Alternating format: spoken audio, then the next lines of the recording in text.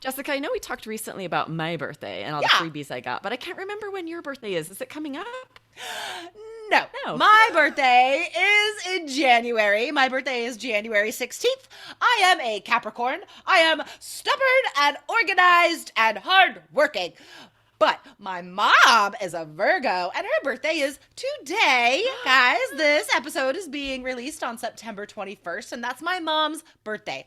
Here's the funny Aw, thing, my mom is turning 71, but in my mind, she's like stuck at 47.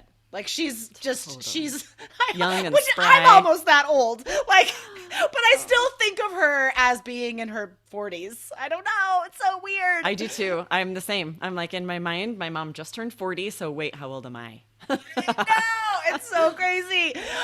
So guys, you do get asked about parties and birthdays and celebrations on IELTS. So, in honor of my mom turning 71 today, Aubrey and I are going to do some sample IELTS answers about birthdays. Nice. I'm going to ask you first a couple of part ones, Cool. right? And then we'll have you ask me a part two, and we'll give each other a little feedback, guys. So if you're new to our sample answers, stay tuned because so much good information. Yes, guys, you will learn why our answers score highly so you can do the same thing. Okay, so we're just going to do two part one sample answers here. I'm ready. All right. Do you enjoy celebrating your birthday? Oh my gosh, yes. I love any excuse to celebrate. I like to celebrate my birthday for like at least a month and do as many different things with as many different friends and family as I possibly can. And just any excuse to go out to eat, to go like do fun activity things, to buy myself presents. I will take that and run with it. I love it. Okay. What's the best gift you've received? Oh my gosh, that's so hard. Actually, I would say the best gift I received, this is so cute. Last week, James brought me a present because he said and it's not for my birthday. He said that like he didn't get me a Mother's Day present and he wanted to make up for it. And he found these Christmas socks with Will Ferrell from Elf on them. And Christmas is my favorite celebration of the whole year. I love Christmas. And Elf is one of my favorite movies. Will Ferrell is one of my favorite comedians. And it was like the cutest thing just for my son to know me that well that he's like, I got you these awesome dorky socks, and that is Thank you. definitely, yeah, Like, I feel like great. you're going on long on purpose to make me interrupt you. I have a hard time interrupting you guys. I'm so glad that happened. No, I didn't do that on purpose. Okay. Guys, in part one, just like you heard happen just now, if you speak for too long in part one, the examiner will interrupt you.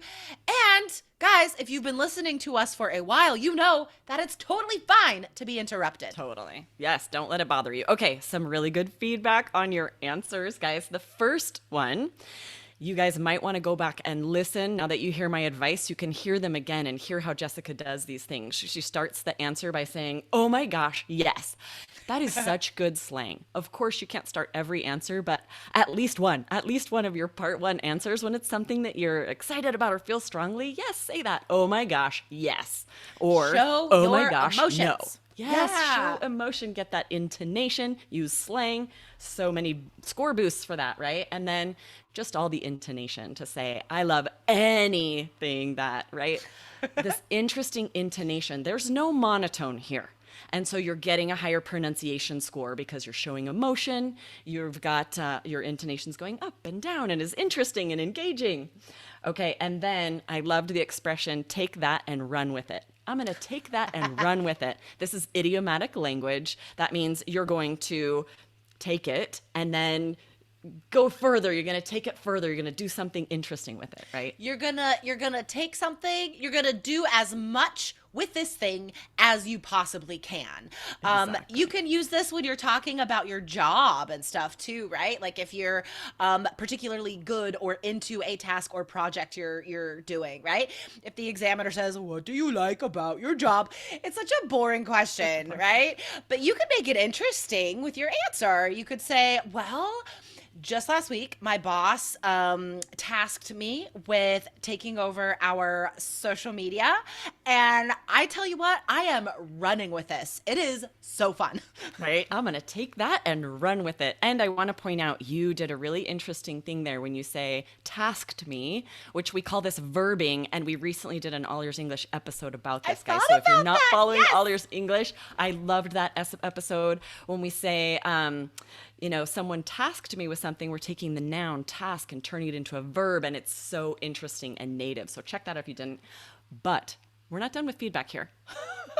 Okay, because you still need to do a part 2 sample. I know. Okay, I'll be quick. So for the second answer, first of all, really good filler phrase. You started with, this is so hard, right? There's no pause. There's no hesitation. Have those filler phrases to be interesting. And then just all the details, guys. Go and listen to all the details about the Christmas socks and the favorite. Oh my gosh. You got to share details. You got to be willing to get personal, to share lots of interesting vocabulary and get that intonation. Awesome. So before we get to Aubrey's part 2, I want to give you guys a few takeaways here, okay? So just to summarize this advice, because it's so good, I just want to reiterate this.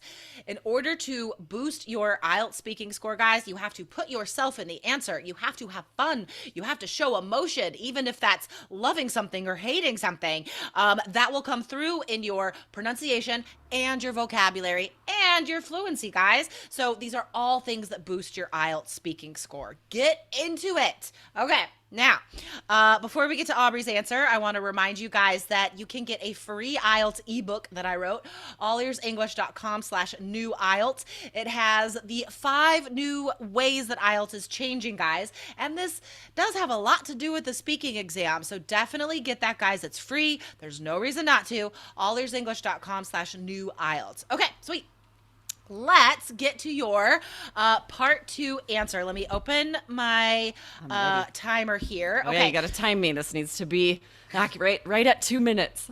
Yes. So the question, guys, so don't answer quite yet because I want to make a note about this question, Aubrey. So the question is, describe a party you would like to give for a friend or family member. So this is a real IELTS question, guys, and I've heard students make the mistake of not reading this correctly and describing a party that they went to in the past. Notice it's like would like to give, all right? Just an imaginary future party that you would like to give for a friend or family member. Okay. Aubrey, you can start speaking now, please. I would love to throw a party for someone where we just play games the whole time. It would have to be the right person, someone like me who loves playing games and would be okay with this scenario. But when I turned 40, we played 40 games that day. It took us all day long. It was so much fun. And I think it would be really fun to throw a party for someone who loves games and then play board games, but also playing outside games, kayak races like we did. Like there's all kinds of games that you can play. And I mean, these are my people, anyone who just loves games and could do this type of thing all day long. So what I really need to do is start asking friends, say, what about you? Would you like to, play games during your whole birthday party? I'm going to find that person and I'm going to throw them a party where we play games the whole time. And then maybe if they say, no, that doesn't sound fun to me, I'm going to be like, okay, well, I don't know if we're friends anymore. Maybe I'll see you in a year. But when I find that person, I'm going to plan it. We don't need decorations. We need some fun food, some party favors. I'll make some hors d'oeuvres. I'll make some little canapes, maybe. That'd be fun.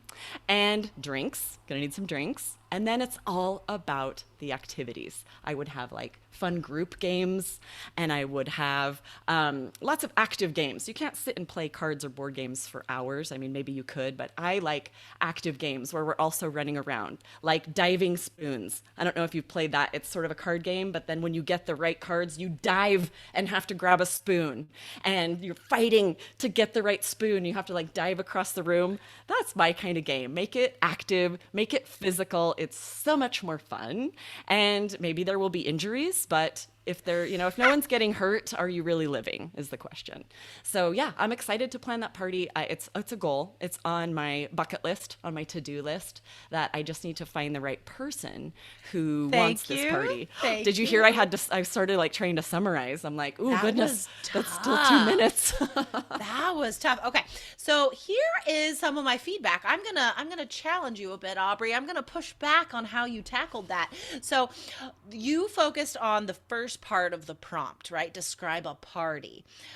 I would think that if we focused on the entire prompt for a friend or family member and had a specific person in mind, then there might be more specific details you could add about what that person might like.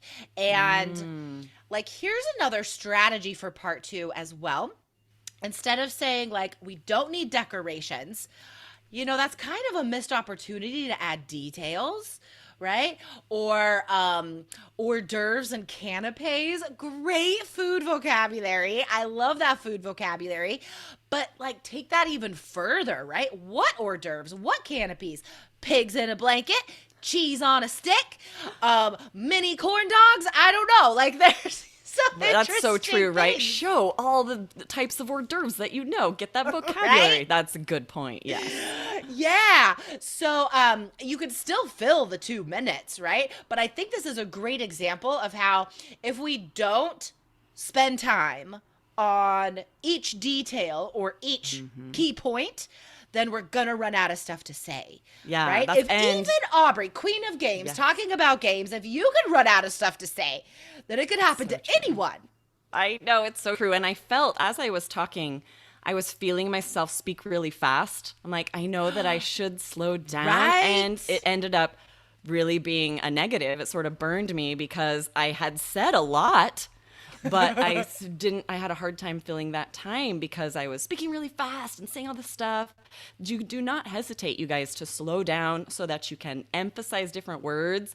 Yeah. And like you said, share those details. Don't feel rushed, right? I think I let myself sometimes feel rushed when I'm speaking, and on IELTS speaking, you shouldn't. You really have to slow down. That's a really good point. Yeah. I mean, these are great takeaways for how to tackle part 2. Slow down, first of all, and give as many details as you can about everything you mention, right? Until there are 0 more things you could say. And then move on to the next thing, right? So it's like, like, talk about all the food before moving on to the drinks. Talk about all the drinks before moving on to the game.